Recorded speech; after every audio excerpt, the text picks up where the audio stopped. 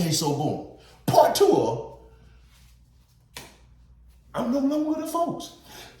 So I'm sitting in the cell one day chilling. You know what I'm saying? I really had already been going over it in my head. Like, I'm really tired of dealing with GD. But see, they had a way I could have removed myself and still been a part of it. But they also had a way where I could detach myself completely.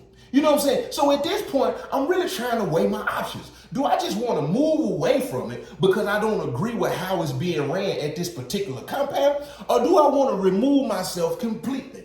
Honestly, deep down inside, I want to remove myself completely. But at the same time, you gotta pick your poison when you're in the penitentiary. You know what I'm saying? And was I scared? Of course I was scared. I was scared my entire 10 years in prison. So if you ain't never been in prison, I advise you not to go to prison. And if anybody telling you that at some point in prison they wasn't scared, they telling a lie. Or they just absolutely crazy. You know what I'm saying? Because in prison, you just don't never know. You don't never know what's up. You know what I'm saying? You could be sitting in the cell chilling with your homeboy, and then next thing you know, your homeboy the hood. You know what I'm saying? You just don't never know, because if he affiliated and they make a call to do something to you, he gotta do it. And guess what? Because he know he gotta do it, because if he don't do it, they gonna do it to him. So guess what? He's sitting in there and he got to gas himself up to the hook.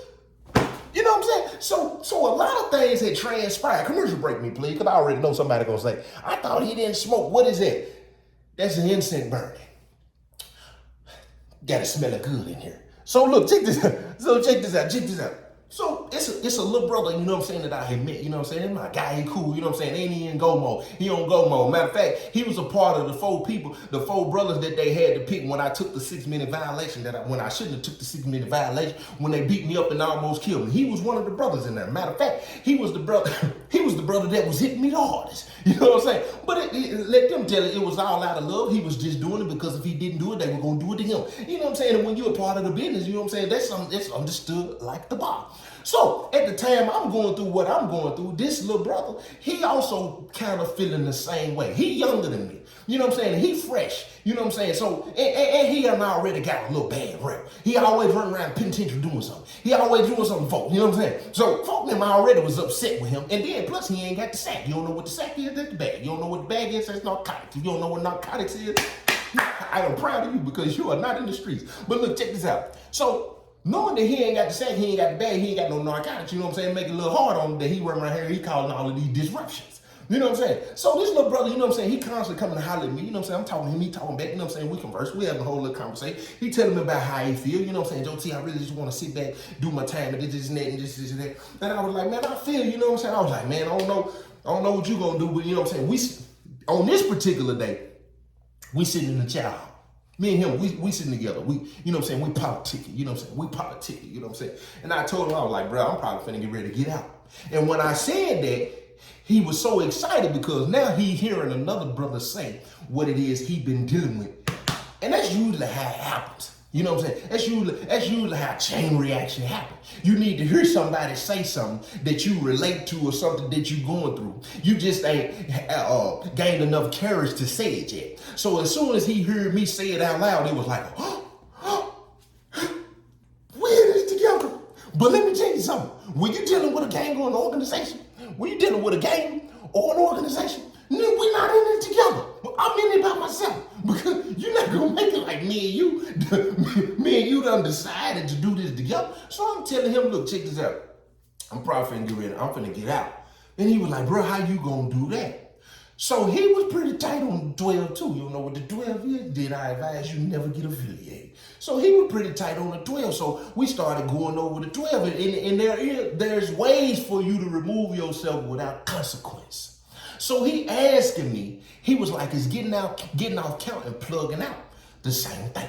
And I'm telling him, no, they're not the same thing. You know what I'm saying? If you decide to get off the count, that you still affiliated, but they are not responsible for you.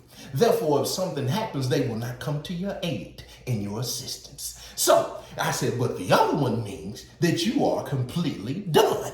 He was like, bro, I said, I'm telling you, they wouldn't name them two different things if they meant the same thing. I said, they completely different. You know what I'm saying? It's just like there and there. You know what I'm saying? They're the same word, but they're spelled different. They have two different meanings. So look, check this out. So I'm not knowing that the brother done actually went and filled out his paperwork. He went, because when you fill out the paperwork, you got to run it up. You know what I'm saying? If you know what running it up means, then I advise you to get out of being affiliated. And if you don't know what running it up means, I advise you to never find out. So he done went and filled out his paperwork. Keep in mind, at the time, I'm a security. So he done read up the paperwork. It's got to come to me because I got to go over it. So he done ran up the paperwork. But at the time he ran up the paperwork, he was a little spooked. He was a little scared. So he went and asked what they call it. If you know what that is, he went and asked the Crips for a knife. When he went and asked the Crips for a knife, because they was petty, they doing the prison politics, they making it if they a friend to the folks and not an enemy to the folks. They trying to make it like they an ally to the folks. You know what I'm saying? So they went like they was alarming the folks. Hey, one of your guys, you know what I'm saying, that come to holler, you know what I'm saying, my homeboy, you know what I'm saying, told my homeboy, you know what I'm saying, he need one of them thing. So when he go and holler at folk them about that, folk them like, bruh did what? And at the same time, keep in mind, the folks already know that he done ran his paperwork up. And so now they looking at it like he ran his paperwork up and he done went and bird arms. Because if you don't ran your paperwork up to get away from what you affiliated with and you don't win it as an opposition for some security, then they looking at it like you ready to protect yourself against who you done removed yourself from. But when all of this is going on, because me and him was so tight, they figured that I was going to be biased. Nobody came to inform me. Nobody came and told me that the little brother done went and done that. So I'm sitting in the cell in the blind. So they done went over my head and went to the number 3 on the compound. They did all that. They ain't serious about this. So I just so happened, I'm sitting out on the rock one day, I'm chilling. And one thing about the penitentiary, when certain things start moving certain ways, you just start to notice, hold on, this is something going on. There's something going on. And so I noticed other people were sitting on the rock watching, as if they was getting ready to watch a movie, as if they getting ready to see something. And then I noticed how certain other affiliation was sitting on the wall. They sitting in their stances. They sitting in groups. I said, the card players done quit playing cards. The dominoes, they done quit slapping the domino. And then at the same time, simultaneously, while all of this is going on and I'm noticing something is going on, I'm just not noticing that it is something that I'm affiliated with, and it's nothing to me to be alarmed of because I'm security. And if something going on with what I'm affiliated with, I'm supposed to know what's going on.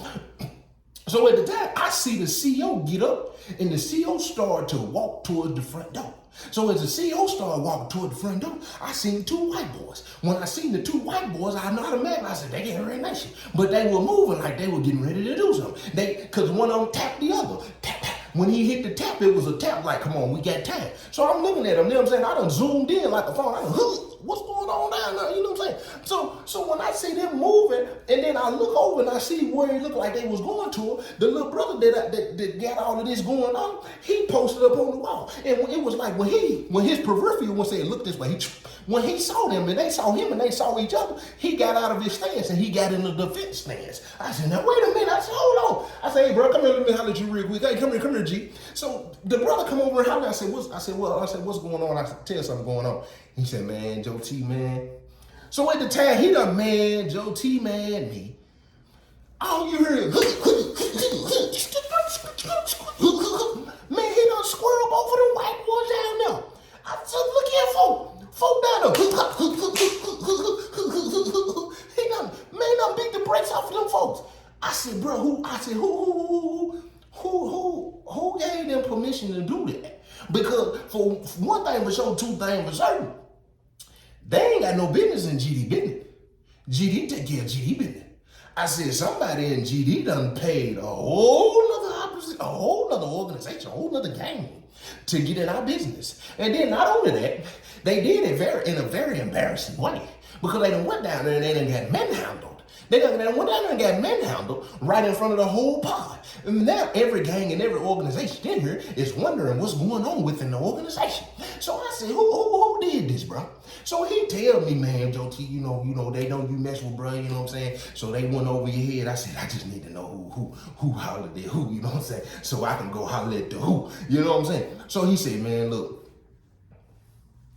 he thought, I said, oh, okay, you did the big check. I'm cool with everybody, you know what I'm saying? Joe T, you know what I'm saying? I'm cool. So I go holler at bro. I said, hey, bro, I said, what was that about? Like, why did you green like that? I'm just asking, you know what I'm saying? He said, man, bro, you know, all the brothers down there felt like, you know what I'm saying? For one, bro went and buried arms against the folk after he ran his paperwork up. I said, I understand that. I kind of could see that was going to go that way. I said, I just want to know what made you green like the call, though. You know what I'm saying? Without running it through me, you know what I'm saying? He was like, well, bro, you know, the brothers felt like you was going to be a little biased. And then on top of all of that, you know what I'm saying? I said, what? I said, biased? Why though? I said, are you aware of what happened? He said, now, folks, tell me what happened. I said, take a seat real quick. Let's politic right quick, my G. You know what I'm saying? Because the number 2 is in my unit. And the number 2, you know. So we sit down and I said, look, bro. I said, this what happened. I said, the brother was just asking how to get out. You know what I'm saying? He said, he tried to get all the way out, right?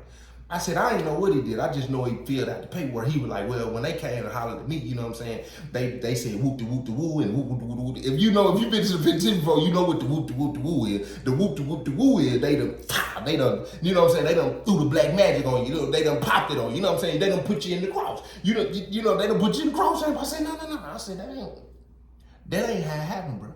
That ain't how it happened. So I run into that. I run it down to him and I tell him what happened and how it happened. He was like, dang, for real, G? I said, yeah. I said, he made that call, bro. I said, they're crazy. I said, that ain't cool. I said, what we need to do to rectify this situation? He said, really, bro, it's already out of my hands. I said, what do you mean?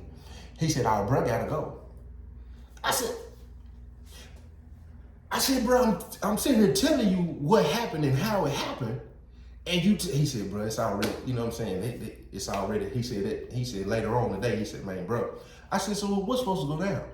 He said, I can't even tell you, Joe T. He's like, man, bro, just stay out of the way. This is number 3 I'm talking to. So I don't have no choice but to stand down. You know what I'm saying? Because I already know what that means. If I go against the grain, there's no way I can beat the mob. And if you've been affiliated before, you know what I mean when I say it ain't no way you can beat the mob. So I'm like, man, this is crazy. And I feel some type of way about that. I'm going to tell you why I feel some type of way about that. Because I feel some type of way about that because I'm a man before anything.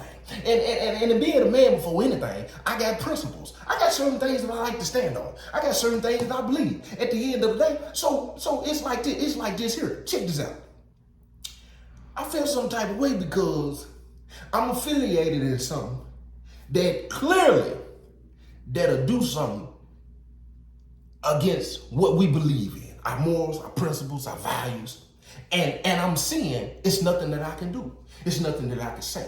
It's no way that I can change it. And as a man, that bothers me. Because I'm just like, man, how can I be a part of something that know for a fact they doing something they ain't got no business doing and they doing it the wrong way. And at the same time, I'm knowing how they finna do it finna be even worse. Because for one, you already sent 2 people that ain't got nothing to do with our organization. And so I'm like, that's what's up. So I'm sitting in the cell. Folk come holler at me. Pop, pop, pop, pop. I said, come on in, G. He come in the door. He said, bro, they take care of the business. I said, who? He said, man, bro. I jump up out the bed. When I jump out, open the door, I look out. They jumping, bro, in the cell. It's 3 of them. They done sent 3 of them in there. Not only did they send them in there armed. They sent them in there. They not knowing he got 1 too. So they go in there. All you hear, boom, they stabbed the brother once or twice. They stabbed the brother. So when the police run in and all of this stuff go down, this is what you need to know. This is why I was upset. You send 3 brothers to max. And see, when you're talking about the organization, it's strength in numbers. So when you're in your pod and this organization got 20 people, this gang got 60 people, this other organization got 25 people, this organization that you affiliated with had 30 people or had 25 people or had 20 people, and now you done sent 3 people to do something that's tied into something bogus, you lose 3 people that you didn't have to lose, really 4. Because the other brother was trying to remove himself because of the way that the structure was moving. So I'm looking at it from a political standpoint, I'm looking at it from a man standpoint, and I'm looking at it from a standpoint of this is something I'm involved in. Because if I'm involved in something, I'm in it 100. Just like why now, when I claim the Most High, I claim the Most High with all my heart. When I quote the scripture, I say it from a place of I believe this deep down in my soul and in my spirit. When I say this is what I believe in, this is what I stand for, this is what I'm gonna die for. That's what I'm gonna stand on. So at this point, I'm looking at it like, man, this is crazy. So 3 brothers go to max. The other guy go to PC. He administrated PC, meaning that the institution put him on PC. He didn't check himself in. See, people can check themselves in, or the institution will see, we don't have no choice. We have to send you back here for your own protection. So, now that these 3 brothers is back here, guess what? They ain't sending these folks no food, no TV, no nothing. They done crashed these folks out in a very bogus manner. And now they sitting back here with nothing. And don't nobody want to send these folks nothing. And guess what? They write me. Man, Joe T, man, you send us some food back here. Can you send us some tobacco back here? Can you send us this? Can you send us that? I'm calling the meeting and saying, what we gonna do? Y'all gonna send them something back there? Y'all gonna send them something? Because you done crashed them out. They don't want to do it. Guess what? The brother who was forced to administrate a PC, guess what? They also got a waiver you can sign and say, I'm cool. I don't need the institution to protect me. Y'all can send me back out to the compound. So he signed the waiver. This man comes back out to the compound. He's a little crazy. So he comes back out to the compound after they done tried to gang him, and they done ganged him twice, and they done stabbed him. So as I'm sitting in the cell, I get a tap on the door from the phone. Ta, ta, ta, ta, ta. Who's that? Hey, we need to holler at you, G-Bot. I said, man, come on in, man. They walk in, bless this house. I said, man, what's going on? It's 2 or 3 of them. So I jump up off the top bunk. What's going on, G? Because at the same time, I don't know if a hit been ordered on me. I said, man, what's going on? What's up, G? They said, man, brother came out. I said, ooh. They said, man, brother came out of PC. They were like, what you want to do? So now y'all want me to make the call. They said, I said, where he at? They said, man, he down there. They just called outside rent. I said, man, look, check this out.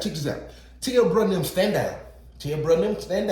I'm finna get on the phone. I'm finna make some calls real quick. I said, man, tell everybody to, come outside. So I called an open discussion. So I tell them, get all the folks outside. Tell all the folks in both of the units. After this unit, the other unit, tell them I need every single brother out here to be outside. We finna be deep out here. So we go outside. So when we outside, I'm talking to the number 2. So as I'm talking to the number 2, he talking back. We converse, we having a whole little conversation. I run down to all the brothers who are here. We probably almost 50, 60 deep, right? And you got to keep in mind, all the other organizations is watching. All the eyes is on us because all of this other stuff been going on. So they probably looking like, and probably a little excited because they probably thinking a war is about to break out within us. They basically about to see us divide and conquer ourselves. You know what I'm saying? So they cool with that because GD running the everything. GD got the bomb, GD got the phones, GD got the COs, you know what I'm saying? GD running it. So if they thinking anything, they waiting for GD to just explode. So as we sitting here talking, I ain't gonna lie to you, I was a little high-headed then. You know what I'm saying? Because I'm listening to the person who basically over us tell all of these lies, make up the stuff he making up. And I was there in the midst of the conversation when it happened. And I know for a fact that is not the same conversation that we had. And the only reason he lied is because if it come out that he told these lies in order to get these calls made and get them approved, then they gonna look at him a certain type of way and he gonna be in the same position he put this other guy in. So I'm noticing what's going on. This is prison politics. This is organization politics. This is gang politics.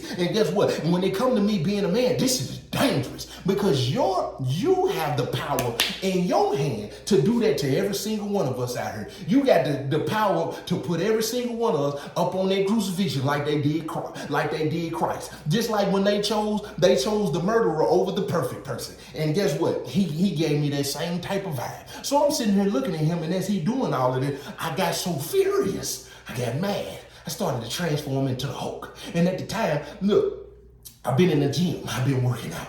I've been hitting that 235, 10 sets of 10. And when I tell you, then I got legs up under me. You know what I'm saying? I've been hitting the squats. And at the time, I felt like if I pushed him like this right here, I'd lift him up off his feet. And I said, by the time he coming down, I'm gonna uppercut him. I'm gonna knock all his fronts out. That's what I'm thinking at the time. So I'm sitting there, and I couldn't help it. And see, he was strategic. He was very calculated at the time. He knew, he could see it in my eyes. I was about to get ready to go out. And if I go out, then it's going to show. He going to be able to do what it is he trying to do. And I ain't going to lie to you. If we were playing chess, he had me in checkmate. So by the time he told the last lie, I rose up on my tippy toe. And when I rose up on my tippy toe, I cocked the left. You know what I'm saying? Because I was going to fake with the left and then hit him with the right. You know what I'm saying? Right in front of folk them. I was just going to go ahead and crash out. So when I rose up on my tippy toe, one of the brothers said, don't do that, Joe T. So with my right hand, I pointed at him. I said, let me tell you something, sucker. And by the time I said that, I was already in disrespect of the number 2, which is a violation. I said, let me tell you something, sucker. And then I started going out. I said, see, it's brothers like you who gonna have every single brother out here sitting on max security or crossed out, wanting to get out count or wanting to plug out because his brother, and then I go off on him. I'm talking about shoot off on him. So by the time I'm getting close to him, he just sitting there looking at me. I should have peeped it. So one of the brothers grabbed me. And the brother grabbed me and carried me. He said, man, you can't do that, bro. You can't do that. I said, man, y'all don't understand. I said, I was there. I was in the conversation. The boy sitting here, he lying. And I'm going out. So at this point, I'm not knowing. The call done been made. They done went and told the brother again, he still got to check in. But this time, wasn't no harm, no foul. They ain't put no hands on him. He went voluntarily. So when we going back in the unit, the brother carrying his stuff, he going back to PC. I was out here trying to vouch for him and make it and clear everything up. He went on and go.